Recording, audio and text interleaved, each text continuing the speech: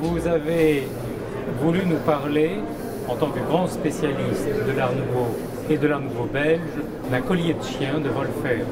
Pourquoi cela? Parce que c'est un bijou exceptionnel. C'est fait par l'artiste Philippe Wolfers, qui était le directeur artistique de la firme Wolfers Frères, firme fondée en 1850, qui a connu son apogée sur le fils Philippe Wolfers avec ses deux autres frères. Et Philippe Wolfers a commencé à faire des bijoux à partir de 1897, comme le grand René Lalique, dont il a fait la connaissance lors de l'exposition internationale à Bruxelles en 1897.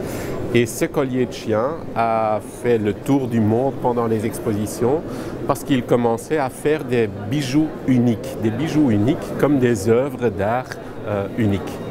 Et c'était quelque chose qui faisait une sorte de première à l'époque. C'est en fait l'époque de la bijouterie. Vous connaissez peut-être la différence entre joaillerie et bijouterie. Joaillerie, c'est en fait les pierres précieuses, les diamants. La joaillerie, la bijouterie, c'est autre chose. C'est en fait, on fait des compositions artistiques. On fait le choix des pierres précieuses pour en fait soutenir ce qu'on veut exprimer.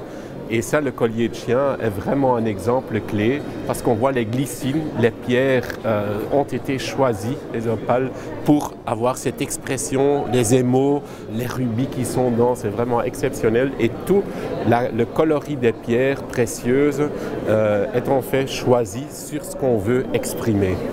Est-ce qu'on sait pour qui est-ce que ce collier de chien a été fait? Les bijoux de Philippe Wolfers ont été faits pour promouvoir la production de Wolfers Frères. Donc c'était en fait une stratégie commerciale. Donc le directeur artistique de Wolfers Frères, c'était Philippe Wolfers, qui exposait lors des salons un peu en Europe entière comme artiste indépendant, mais avec le message que c'est le même artiste qui dessinait tout pour Wolfers.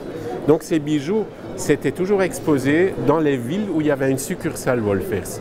Et ces prix inabordables pour ces bijoux, ça montait jusqu'à 20 000 francs à l'époque. 20 000 francs, un fonctionnaire à Bruxelles gagnait 1 400 francs par an.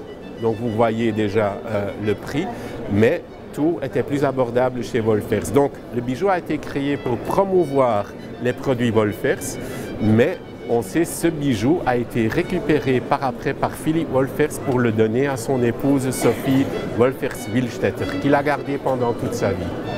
Si vous deviez décrire les qualités esthétiques et de fabrication de ce collier, vous diriez quoi?